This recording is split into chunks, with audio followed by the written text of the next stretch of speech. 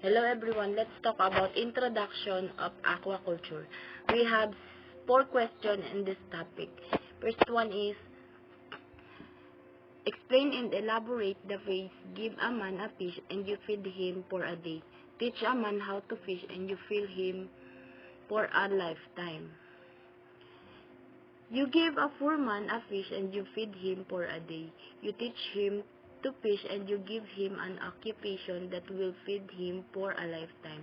It is better to teach people how to do something themselves than to just do it for them. It is more worthwhile to teach someone to do something for themselves than to do it for them on an ongoing basis. It focuses on the idea that long-term benefits are more useful than short-term benefits.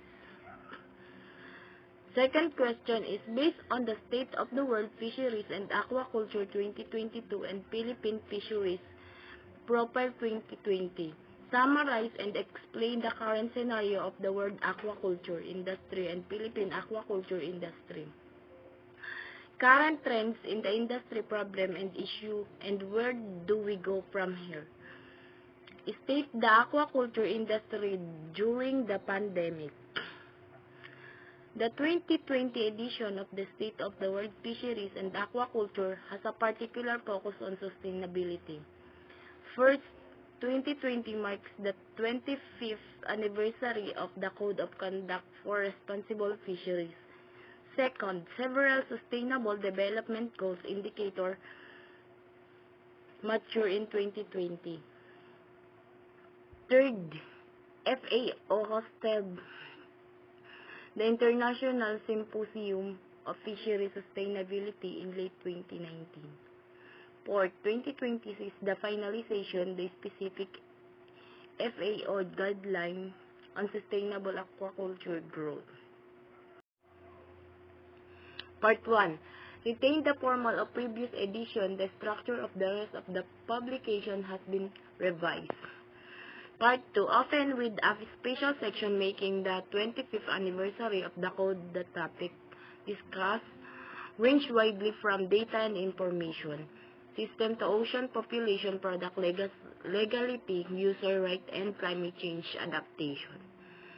Part 3 now forms the final part of the publication, covering projection and emerging issues such as the new technologies and aquaculture's biosecurity. The State of the World Fisheries and Aquaculture aims to provide objective, reliable, and up-to-date information to a wide audience, policy manager, scientists, stakeholder, and indeed everyone interested in the fisheries and aquaculture sector. The current issue, problem, challenge faced by aquaculture industry in the Philippines are some of the environment issues facing the fishery sector are resources depletion, overfishing, destructive fishing, siltation, and pollution. Moreover, there are socio-economic issues, poverty in the coastal area, and issues including the need for strong fisheries regulation and enforcement. Third question is, explain the concept of Blue Revolution, cite an example and your thoughts about its pros and cons. The Blue Revolution referred to the significant growth and intensification of global aquaculture production, domestication, and farming of fish, shellfish, and aquatic plants from the middle of the 20th century to present, particularly in underdeveloped countries. The effect and subsequent stagnation of capture fishery production in the late 1980s spurred technological innovation and improved efficiency for aquaculture production.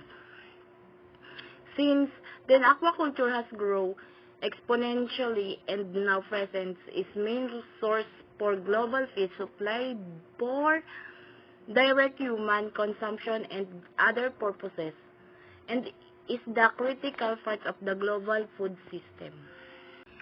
The pros meeting global needs.